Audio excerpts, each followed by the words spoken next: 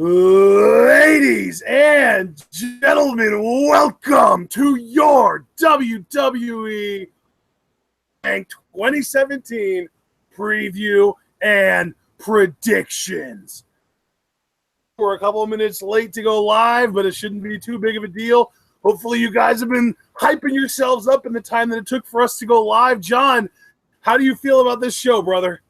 Well, partner, you know I've been saying now the last few commentaries that Money in the Bank is one of my favorite pay-per-views of the year. There's a bit of shaky ground at this pay-per-view, and I will air my grievances, but I'm really excited to have, the conversations that I know you and I are known to have, and one of my favorite things to do on these is to kind of give my hype level beforehand, and I'd still say that I'm about an 8 out of 10 for hype for this show, because I just love what Money in the Bank represents. In this case, two performers this year, one male, one female, are going to get a nice rub with that briefcase. And it's really going to, in my mind, show WWE's hand for where they want to go, not only for the remainder of the summer, but definitely into the fall. And hey, if they're feeling really ambitious, maybe even, further beyond that. So, yeah, I think a lot comes out with this pay-per-view, and I'm definitely looking forward to it. Absolutely. Yeah, see, my thing is I wish that I could get more excited about it, but we only have 5 matches on this card, and there are 3 title matches and 2 Money in the Bank matches. So it is a very, very small card. The one match that I think I genuinely just don't care about is actually the WWE title match. As long as that program is Jinder Mahal and Randy Orton, I'm just not going to be able to force myself to care about it. And that basically narrows it down to 4 matches that I have any kind of investment in whatsoever, which is still really a really tiny card. I think I've got a bit of a mini rant coming when it comes to the WWE Championship. But I'm not angry. Well, at least not yet. Then I get in rant mode and then I find there's anger that I didn't even know existed. But I'm just really looking forward to time on the show. I can understand your sentiments. I will say I think I'm really looking forward to some stuff going on in the undercard, particularly the SmackDown Tag Team Championship match, which I think is the chance to be phenomenally good. I'm just really excited to talk about the show with you. So whenever you're ready to get started, we can. All right. Well, like I said, we only have 5 matches, so we immediately have to kind of jump into a match that has some actual implications here. The Usos versus the New Day for the WWE Tag Team Championships, or I guess I should say the WWE SmackDown Tag Team Championships. And yeah, man, this match, these guys have had some really fun mic interactions over the last couple of weeks, but I don't know if I can really consider myself excited for this match yet. See, here's the thing. I agree with you, first of all, about the mic interactions being a lot of fun. However, I don't want us, and I'm going to be careful with my phrasing here, I don't want us to rush into things too quickly. And I know that may sound weird because they're doing the title match this Sunday. Right. What I mean by that is I don't want the New Day to win right away, because I think you have the chance to do something really special here with these two teams. And here's the thing. The New Day came back recently, very well received. I think that absence in hindsight, even though I hated that Kofi got injured and that was the reason for the absence, I think the absence did them a service in the long run, because prior to that, they just got done their just a tremendous reign as Raw Tag Team Champions, very lengthy reign, breaking Demolition's record. And then they didn't even seem like they could find their footing. They hosted WrestleMania, but it just seemed like a kind of awkward thing with all our ice cream plans and this and that. So they took time off again because of Kofi, and now they're back in the mix, but I want to really be able to enjoy them. I think if they were to win the titles here, I don't want to hold it against them because I love the act and I love the guys that comprise it, but I think it's going to kind of leave me deflated because I don't think we've really seen the best yet of this Usos heel run. So just going by that reasoning, I'm actually going to say that the Usos retain here, but you can bet your ass that I definitely think New Day are going to win the SmackDown tag titles at SummerSlam. So Usos to retain in this bout, but there will definitely be a return match for sure. See, and my whole thing is, I don't want to try and predict this card based on what I think is going to happen at SummerSlam. I just want to pick this card just based on what I think makes sense for this card. You know what I mean? I want to look at it almost in a vacuum rather than trying to project out to SummerSlam. Because, dude, SummerSlam is 2 months away. I think, don't we have another SmackDown Live pay-per-view between this and SummerSlam? I think we have at least one. See, if we do have one, then you can just change my prediction from winning titles at SummerSlam to winning titles at that pay-per-view, and then the final match, the third match, would be at SummerSlam. I Yeah, just think that we've got Battleground on July 23rd. Okay. Well, then, yeah, I think at Battleground, they'll win the tag team titles, but they're not going to win them here. I could see this being a 3-match feud, which is really the best case scenario to me, given the talents involved. So, yeah, I say Usos retain. Yeah, I mean, that's definitely a pretty smart pick. I don't really know if I'm going to roll with that, though. It's hard to say just because, like, the Usos have been cutting these great promos for sure. I'm not going to try and deny that. But at the same time, you've got, I mean, it's the freaking New Day, you know? Like, it's the New Day. These guys are the most popular team and arguably one of the most popular entities in the WWE and have been for a while now. Right. I mean, look, I don't disagree with you. It's just, I think we have the chance to posit the New Day as something that they haven't been in what feels like a long time, and that's as chasers and as underdogs, and I like them in that role because I think to immediately put the SmackDown tag titles on them, I mean, and here's the thing, SmackDown ratings have been kind of taking a beating. I don't know if it's because of the whole Jinder experiment, which we'll get into later, trust me. Like I said, I've got, something coming for that. And maybe they would do this as like, because people are so receptive to the New Day, maybe that could bump ratings up some. So don't get me wrong, I could see New Day winning here. I just don't think it's the best move long term. And you know that I do have a freaking boner for the slow burn to a point, and that's just kind of what I see with these two teams. Now, if New Day won, would I be surprised? No, I just think for me, it's too soon right now. I'd really like to see the Usos, even if it was by shady means, because they're heels, walk out with the belts here at Money in the Bank. Yeah, you've got a good point there. Man, I don't know. I mean, the new Usos shirt just came out, the Day One-ish shirt, or Day One is H, if you're a Breezango believer. But yeah, man, this is a tough one for me, but I think I'm just going to kind of default back onto rolling with the status quo. And we'll keep the titles on the Usos for now. We'll go with what you're saying. Okay, that's surprising because it really seemed like you were going to lean to the title change, which I would have been fine with again. I was thinking about it, man. I was really thinking about it, but like, I don't know, man. I don't know. It really, because here's the thing: if you did say I'm going to go New Day, I couldn't have even held it against you. I just think for me, it really comes down to, are you ready to take that ride again with New Day as champions? And for me personally, like, they had such a lengthy reign with the Raw tag titles. I wouldn't have any qualms if they never won another tag title in their run. If anything, I thought they should have broken up by now, but they still have life in them, which is miraculous to me. So kudos to them because I thought it would have been played out by now. So yeah, the thing is with them, they might be one of those over for life tag teams because the way that they got over in the first place, they got over the right way. Like they originally were a heel team. And then they just started to be so entertaining and having so much fun that people started to cheer them. And then the WWE kind of organically allowed them to turn face. And that, like, whenever you get an entity that can pull that off, typically their babyface overness is one of more longevity. And that's an excellent point. I mean, because you, me, the grandmother that gets Wi-Fi all the way in the back. Anybody with an internet connection and a passion for wrestling has seemed at one point or another to talk about the future of the New Day and how we would split them up and this and that. I mean, I've been very enthused. I've been saying for the longest time, Big E main eventer, and then, Xavier and Kofi's whatever. But Big E to me is like the star project in my mind. But yeah, they may not even go that route for a good long while because we're already seeing on SmackDown they're committed to continuing this run, and you have to imagine a title reign is going to be in there. It's just a question of when. I think it'll come at Battleground no later, and then the Usos will get the return match at SummerSlam where they'll lose again and be promptly relegated. So yeah, I'm definitely looking forward to this match, especially after this discussion. I think it's going to be great. I think it's going to be very telling where SmackDown wants to take the division into the summer and maybe even beyond that. So good stuff. Yeah.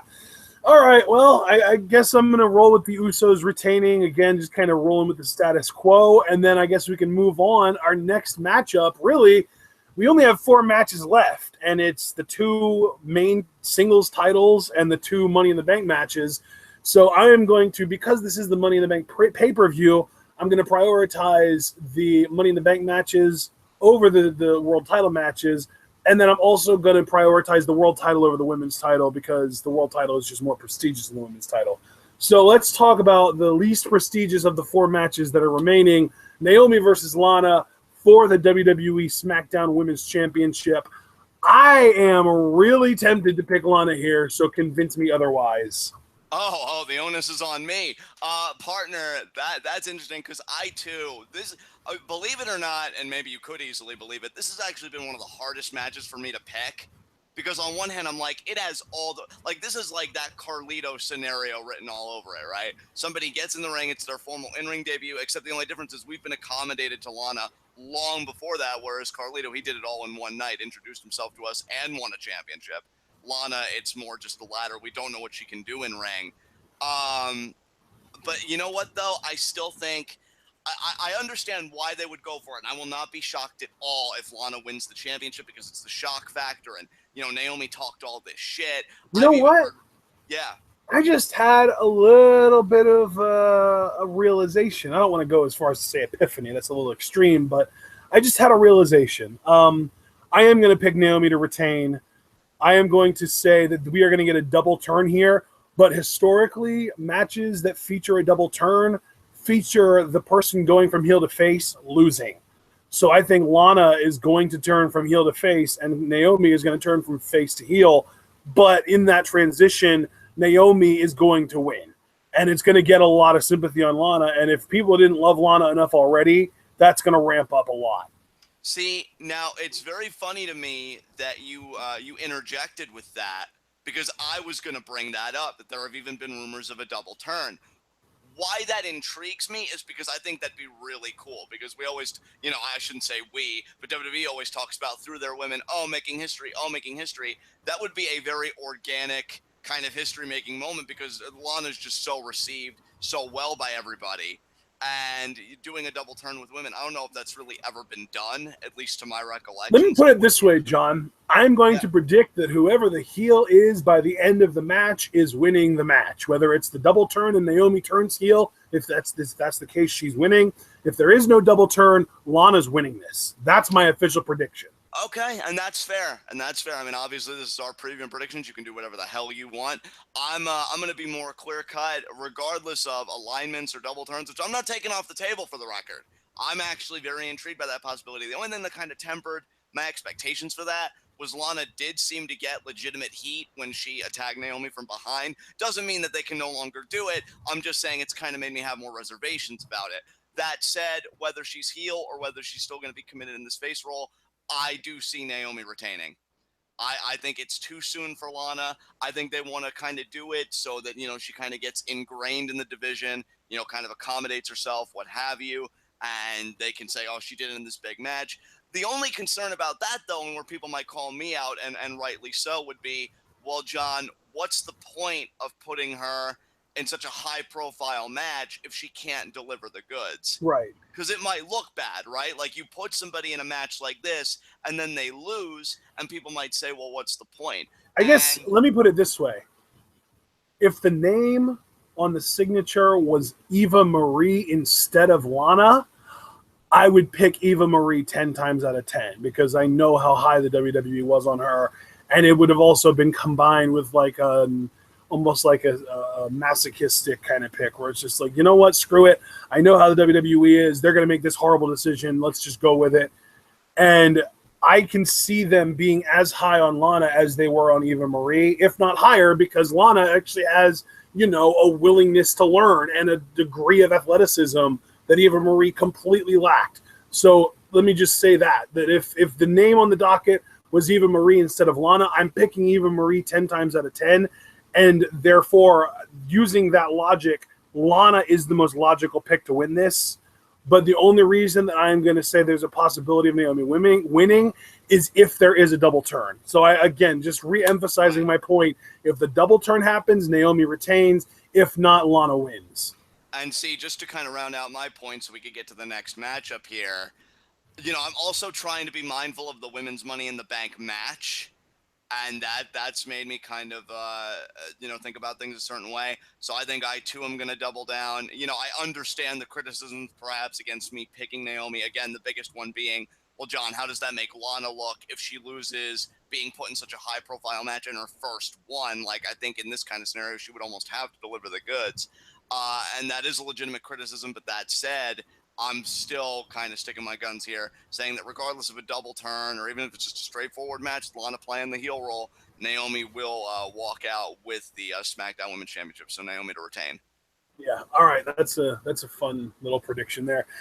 All right. So up next, we are going to be talking about the women's Money in the Bank match, but I want to give you the option. Would you rather talk about Jinder Mahal versus Orton and save the 2 Money in the Bank matches for last, or would you rather talk about women's Money in the Bank now, then Mahal Orton, then men's Money in the Bank?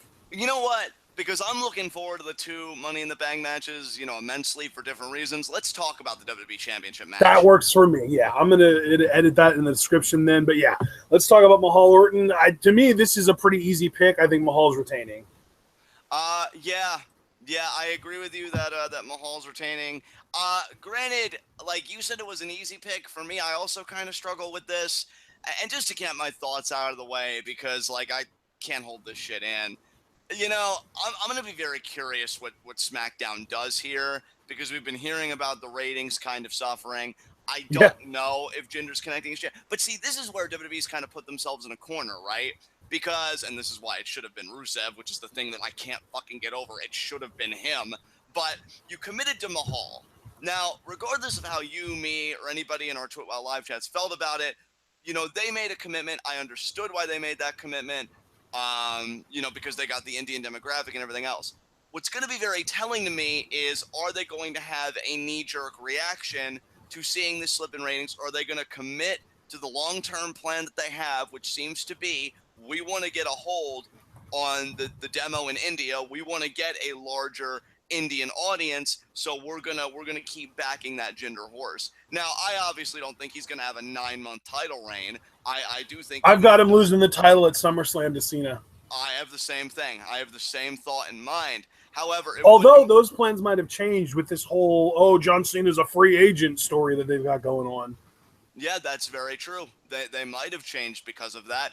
And hell, again, my thing is, has WWE put themselves in a corner because they might think, okay, we've got to put the title back on Randy to rehabilitate, if I can speak, ratings most immediately because they're seeing the dip? Or are they going to say, no, well, look, we've got to stay, steadfast in our goals. We've got to look at these rating dips, but we've got to commit to the plan, because you don't want to do freaking title changes, on a whim for ratings pops. That's an Impact Wrestling move, and I would like to think that WWE is better than that. Sometimes I wonder, though. That said, taking all that into account and putting aside my bias that this should be Rusev, and Rusev would be killing it right now, and I'd be so much more into this suit than what I have been, because Mahal to me is robotic and boring.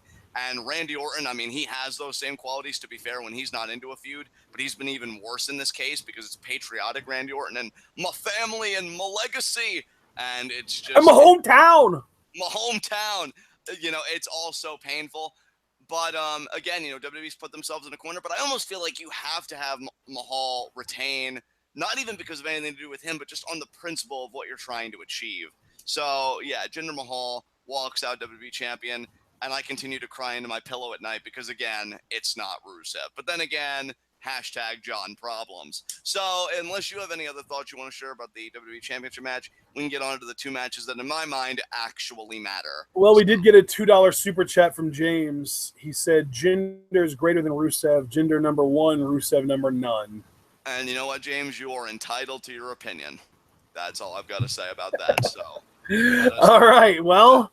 I mean, we agree that Mahal is retaining. I think we both kind of agree that if they allow Cena to stay on SmackDown majority of the time, that he will be the one to take the title off of Mahal in August. Although, it's not necessarily something I see happening immediately. But if they do plan on doing Orton Cena at Mania this coming year, they could very easily put the title back on Orton on this show just to get his total number of world title reigns up to meet where Cena is. Because if they're both at 16, then you could have the WrestleMania match be Orton with 16 trying to prevent Cena from beating him and getting to 17.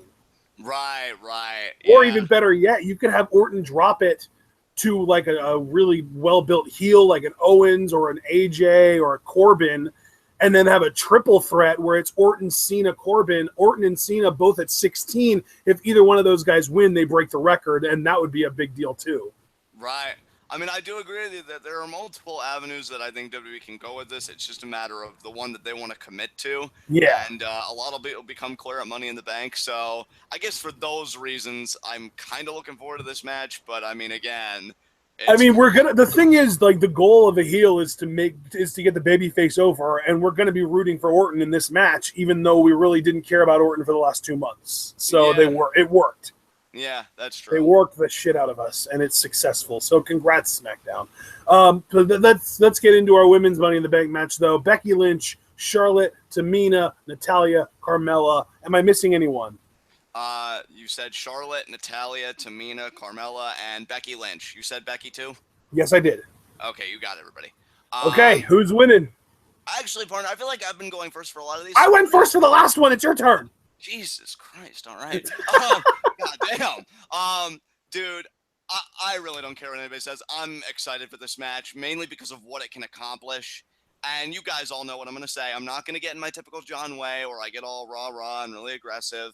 I just want to say very calmly, you're saving that for the 5th match. Oh, no, not even.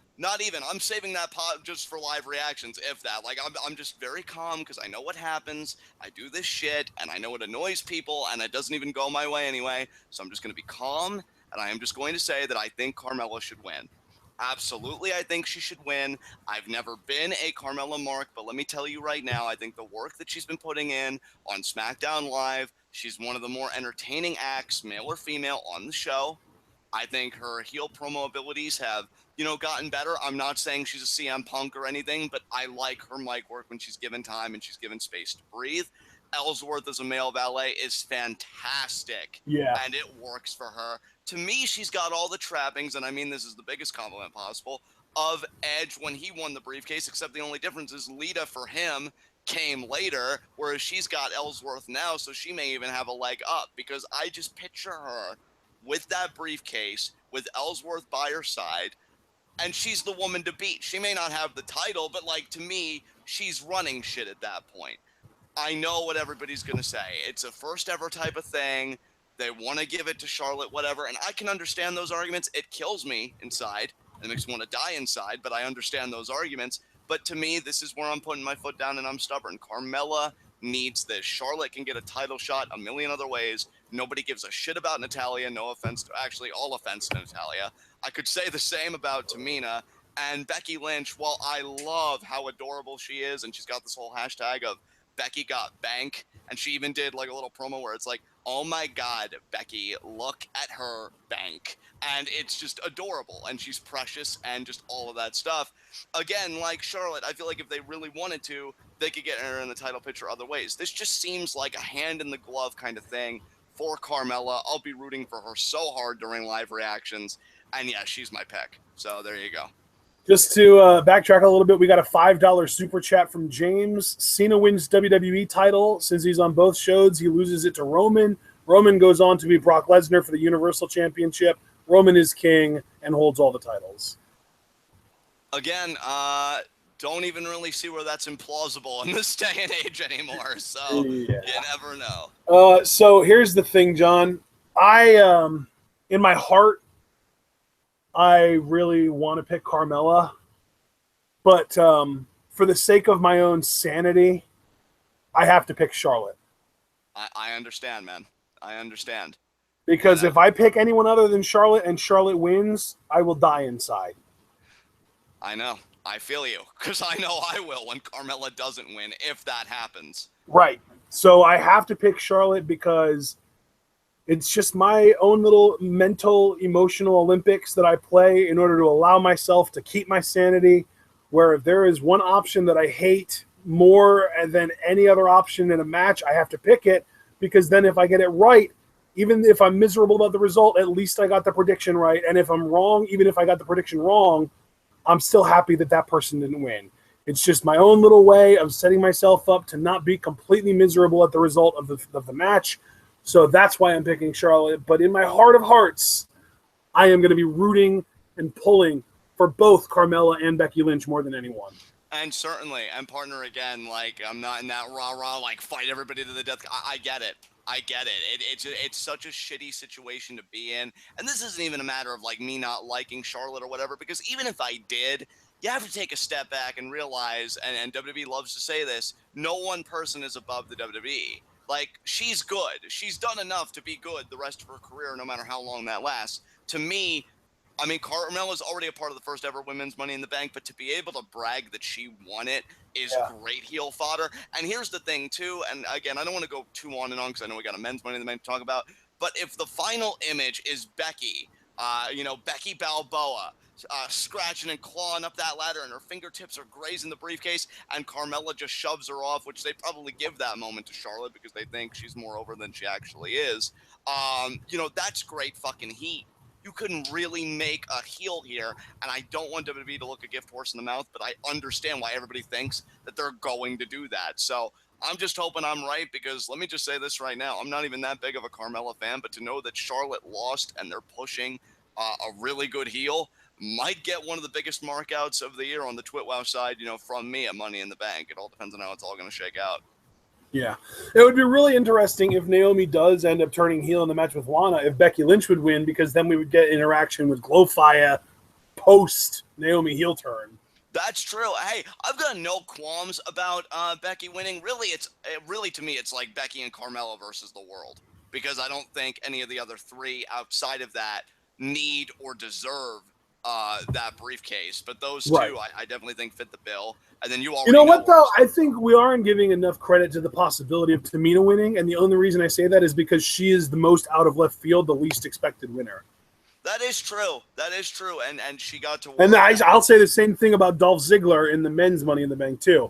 No one's talking about Ziggler as a potential winner. He's got the longest odds, even on Vegas and stuff like that. No one's thinking that Ziggler's actually got a shot to win. So would it surprise anyone if SmackDown Live said, we're SmackDown Live. We're the land of opportunity. We don't care how likely someone is to win. We can give anyone anything and still make it work somehow.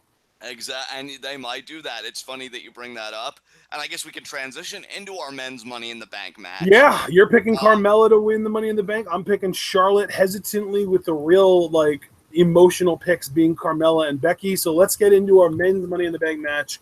Baron Corbin, Shinsuke Nakamura, Sami Zayn, Kevin Owens, AJ Styles, and Dolph Ziggler. Now, to pick up what you said about Ziggler, because I think it was Paul William Gregory that's been saying in chat that they better not do that in the name of being unpredictable. But, I mean, I really could see anybody in this field winning. The only two people that, in all honesty, I could disqualify are Shinsuke and Owens, because they've had such extensive interactions with each other that all but confirms to me the rumors that they're going to be feuding over the United States Championship. Yeah. So I can actually take those two guys out, which leaves Ziggler, Zayn, AJ, and Corbin.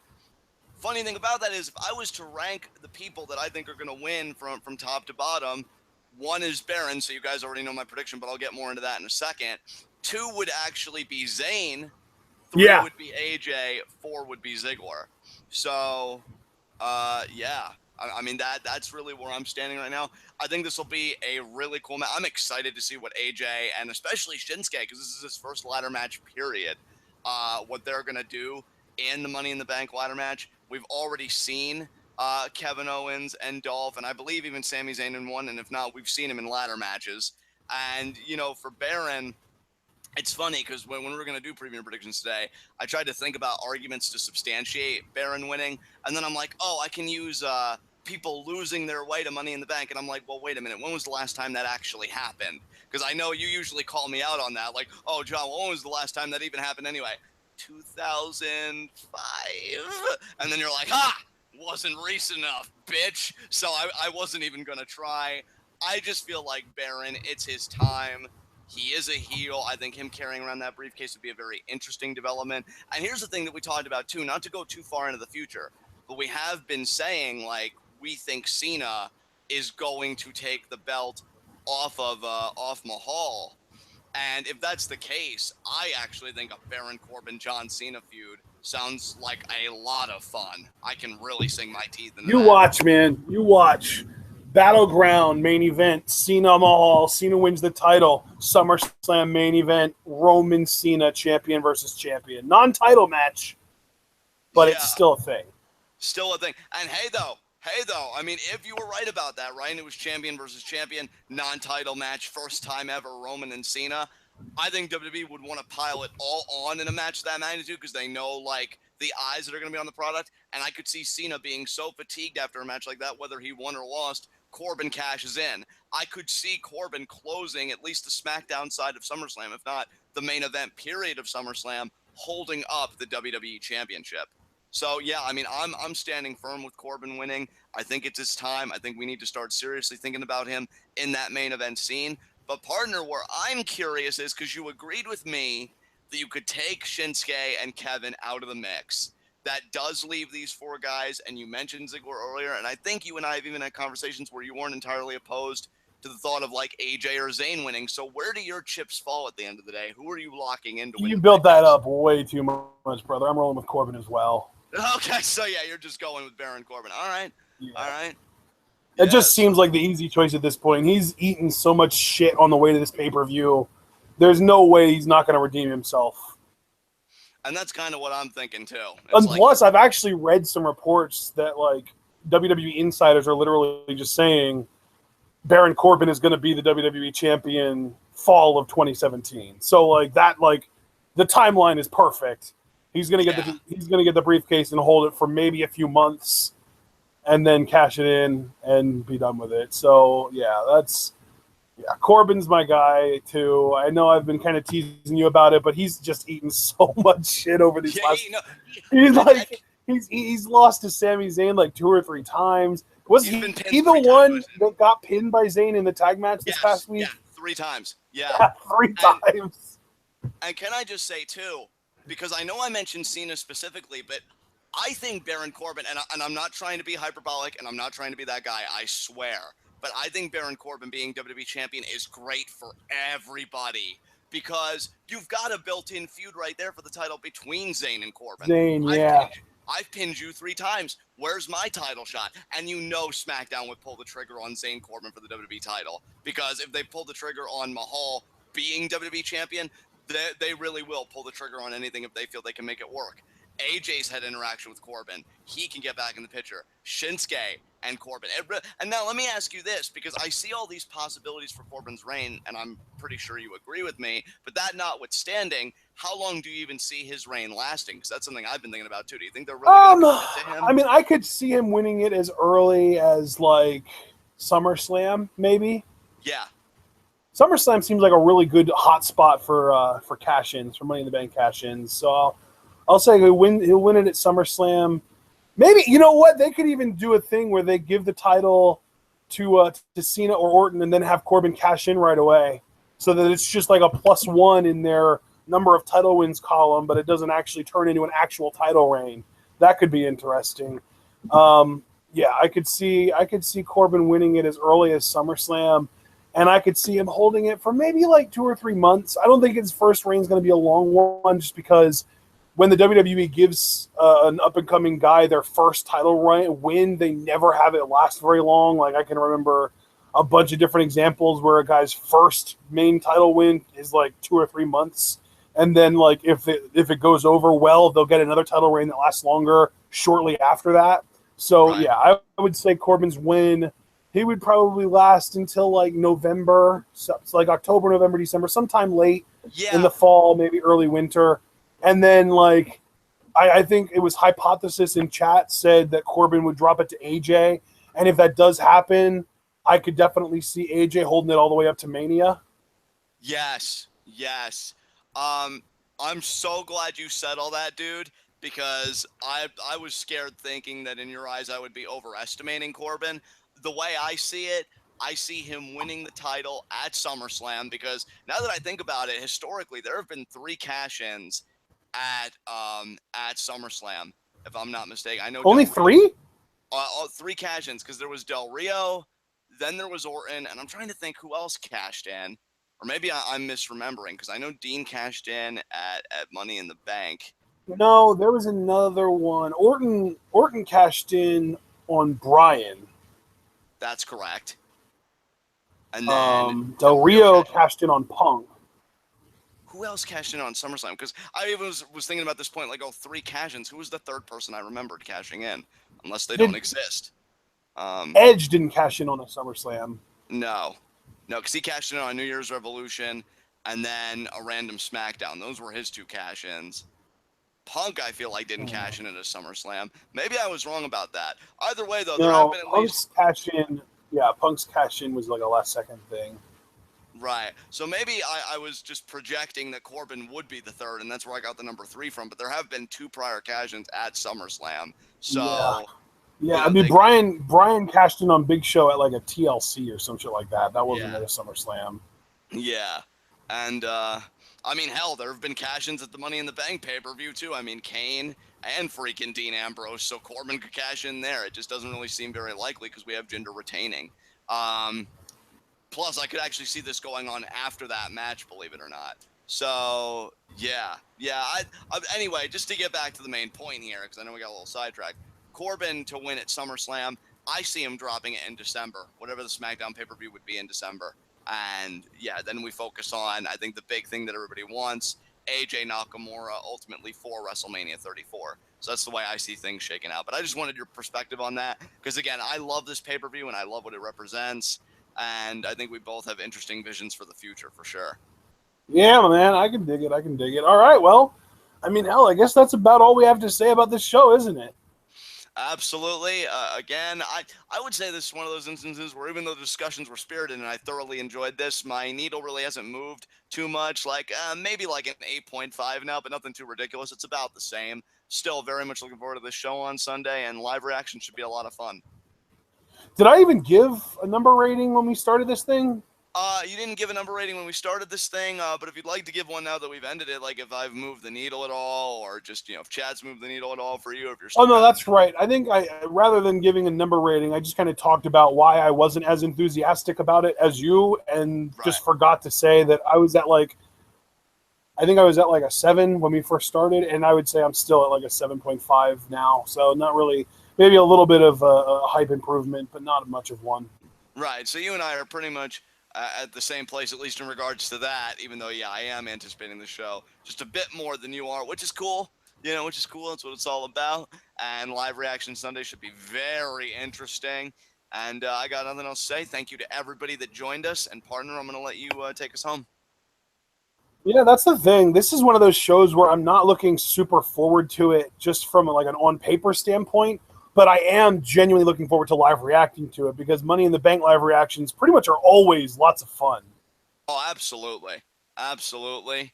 And I'm very much looking forward to them. I mean, just the idea of Corbin bringing that briefcase down, I will lose my goddamn shit, especially if it's him and Carmella on the same night. Oh, my God, yes. So we shall see. Yeah, for sure. All right, guys. Well, hopefully you all enjoyed the preview and predictions here. When the video gets fully processed, you'll be able to post your comments down below with who you think is going to be winning all these matches and stuff like that. Of course, be sure to like the video if you haven't already, subscribe if you haven't already, and if and when you do subscribe, be sure to click on the little bell icon that pops up so that you can get notified when we do go live. Check out our Patreon if you're interested in joining the official TWitWoW Discord, which is a really well-done chat app where you'll be able to talk to me and John and other TWitWoW fans about pretty much any subject you were interested in. All you have to do is donate $3 a month to the Patreon, and you're in.